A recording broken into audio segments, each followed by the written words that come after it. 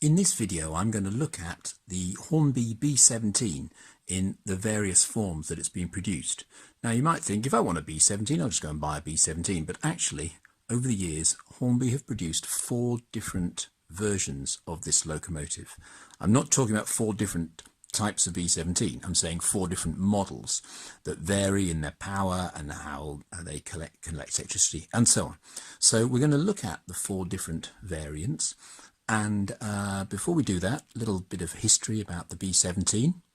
They were designed by Sir Nigel Gresley in the 1920s for the Great Eastern region of the LNER, particularly because in part of East Anglia, the railway lines had a very light loading gauge. They were across quite a lot of marshland in the fens and on the east coast. So the locomotives were not allowed to be too heavy because it might cause subsidence on the track. So the B17 came along. It replaced the B12 as the primary express locomotive in East Anglia. Now just bring a B12 into view.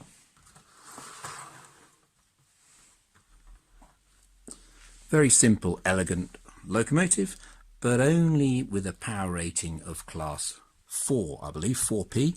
Whereas the Sandringham class, the B17s, were class 5, so they could pull significantly bigger trains at a reasonable pace, but they're still quite a way off the 7P of the class A1 and A3 Pacifics. So East Anglia had very much a second-rate passenger service compared to the main line up the East Coast. But anyway, let's have a look at the locomotives in more detail. Now here is the first version that Hornby produced. They must have realised they were onto a good thing in the 1980s when they started producing models of this B17, because although the original name of the class was the Sandringham class, because the original locomotives were named after important stately homes and other historic buildings in the eastern region, many of the later ones were named after football clubs that were served by the LNER. And that didn't just include football clubs in the east of England, because the LNER actually ran into Manchester and Liverpool. So you could get quite a wide variety of popular football clubs. And of course, from a model maker's point of view, this is a marketing goal, because you know that people who might not be particularly interested in specific locomotives might well want one of a football team that they support. However, I bought one, I can't remember what team it was, but I renamed mine Framlingham because Framlingham is where I work and very close to where I live. So this is the original Hornby model. Came out in the 1980s. It's tender driven, and at the time it was quite highly regarded because it's a reasonably detailed model. It's got separate handrails on the boiler. The front handrails on the tender are separate, but the rear ones are moulded. Handrails around the cab are moulded. But it's not a bad locomotive. If I turn it on its side, you will see underneath it has the tender that is separate from the loco. It's tender driven. You can see a couple of traction tyres on there. The weakness, I would say, of this model is that on one side it only picks up from those 2 driving wheels. On the other side, in theory, it picks up from 1, 2, 3 driving wheels, but in reality, the middle one has a slightly smaller flange than the outer ones, and so I don't think it makes particularly good contact with the rails. So effectively, you've only really got 2 reliable contacts on each side. And if you want a smooth running locomotive, and your track isn't perfect, if it's not perfectly flat and perfectly clean, you won't get perfect running. Having said that, it's got a good, robust motor, the Hornby tender drive made in England at the time. It's a simple power source, but pretty robust, easy to repair, should last you a long time, and easy to service. So I bought this one, and for an extra £10, or a bit less than that, I got nameplates and numbers from Model Master to renumber mine as 61603 Framlingham. I can't honestly remember which football club his name it was originally.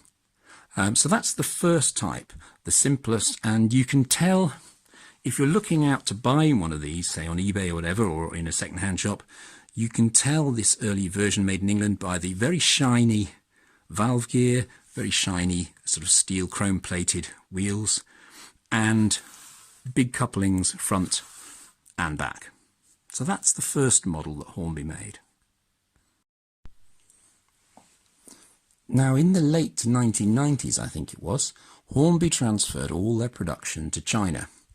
And this movement led to quite an improvement in the quality of the models they were making in terms of the detail. And here is a China-built model. This one is Everton. I haven't changed the nameplates or number. What are the improvements? Well, not only does it have the handrails that the previous model had, and they are now painted or blackened, metallically blackened, but it's also got separate handrails at the end of the tender and also underneath the cab windows. It's also got the first cab window glazed, and the valve gear are finer and they're chemically blackened. And what else about it? Well, the wheels look a bit better, and more importantly, the mechanism. If I turn it over, you'll see that, same as before, it's got 2 traction tyres on the tender. It's tender driven as before, but it's a 5-pole motor this time. And you'll also see, if you look very closely, you might, if the camera will focus on this, perhaps it won't, there are little wiper pickups there, because rather than picking up from just 2 wheels on one side, it picks up from all 3 wheels on each side of the locomotive. So with the tender combined as well, we have 1, 2, 3, 4, 5 wheels picking up one side, 3 wheels picking up on the other side. Much more reliable pickup. And combined with a 5-pole motor, you get much smoother running. Now this model and the previous model are available in quite large numbers on eBay. So you are spoilt for choice, really, unless you want, of course, your particular football club that you're fond of. They've made quite a few different locomotives, tender driven. I'm trying to think of all the football clubs: Doncaster Rovers, Everton, Arsenal, Liverpool, maybe quite a few more. Nottingham Forest, I think, was one they made as well. And it's not that difficult to renumber and rename them if you use a company like Model Master, who produce both the etched number plates, so etched name plates, and the number transfers. You can buy them all in one. And most of these, they produce them both in LNER green and in the BR green, so you've got a choice of eras there. And that is that's the made in China tender drive version. In other respects, it's still got the same big Hornby style coupling.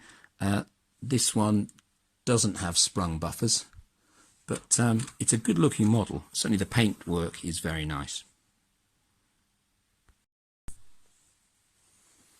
The next version to come along was also made in China, but it saw a big difference in manufacture because the model was now produced with the motor in the body of the locomotive and not in the tender.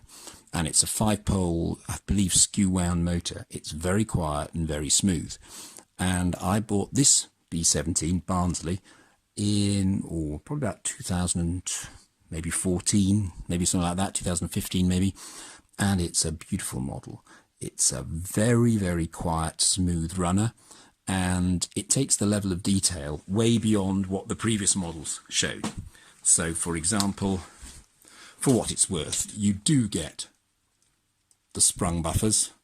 There's additional buffer beam detail. You've got a separate smoke box dart there. You've got very fine valve gear, all the handrails.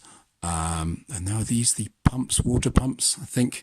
The back of the tender is very nice as well, with very fine handrails and so on and so forth.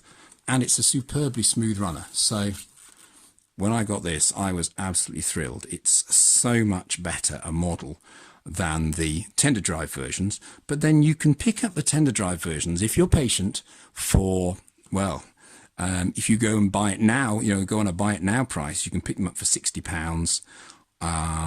This version, brand new, Hornby is suggesting a price of about £130 maybe, but you can pick it up for about £100 if you shop around, if you're patient, for a brand new model. Okay? And that is the very latest made in China Locodrive super detailed model. And it is, in my opinion, superb. I only had one problem when I first got this model, and it's that they had added too many spacers to the bogie, and the bogie was then sitting lower down on the track than it should have done, and it was forcing the front wheels up slightly, so the locomotive was only driving.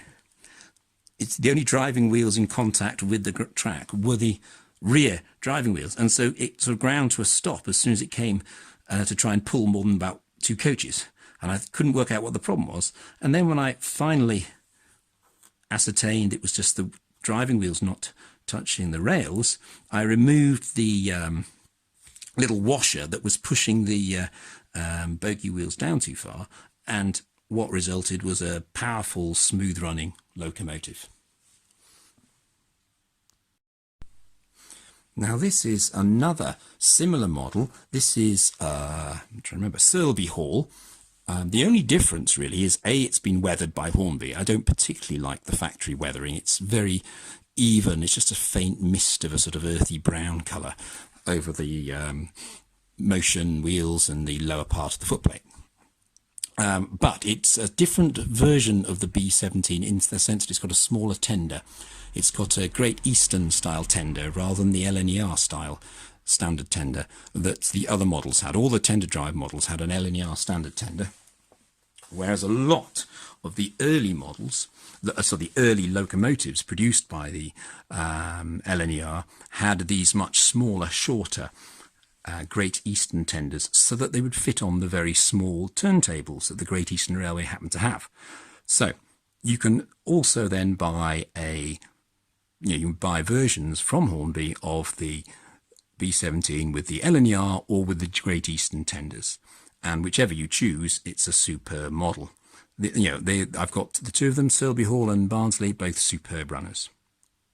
Now there is a fourth version of the B17 that I don't own, and that is a railroad style version that is based on the previous model. So it's based on the tender drive model, but it is Locodrive. So I put Everton, my tender drive version that's made in China, back on the screen because the Hornby railroad version is similar to this, although it is Locodrive rather than tender drive, and the Locodrive motor is very good. The problem is, in the railroad version, for what I've been told, I haven't seen it myself, but from what I've been told is it doesn't have quite so much weight in the locomotive, so it's not a particularly strong puller, and I believe, but I could be wrong, that it only picks up from the 6 locomotive driving wheels, not the tender wheels. And now I might be wrong on that, but I read that somewhere. So the railroad version has a slightly simplified lining. This one has the very complex orange lining, whereas the railroad version just has orange, just orange lines on the green background. So the railroad version, simplified lining, a good mechanism, but quite a lightweight body, so not particularly strong haulage power. Now, that might not bother you, but the railroad version, if you try and get that, if it's available, and they haven't produced so many of those, typically sells for around £85. Now, if the super detailed top spec model you can get hold for £100 and the railroad version for £85, then to be honest, that extra £15 is well worth spending, because you're just getting a model with more pickups, which almost guarantees smoother running, and a model that is a little bit more delicate, but absolutely stunning. Okay, I think I've talked enough now. Let's see all these locomotives in action.